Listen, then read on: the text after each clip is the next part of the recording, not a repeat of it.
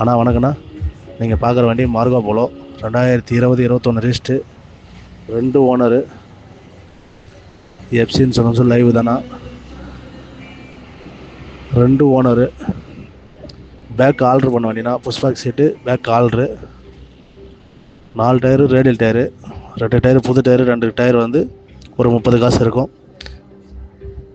யாருக்குன்னா தேவைப்படுறவங்க மட்டும் கூப்பிடுங்கண்ணா.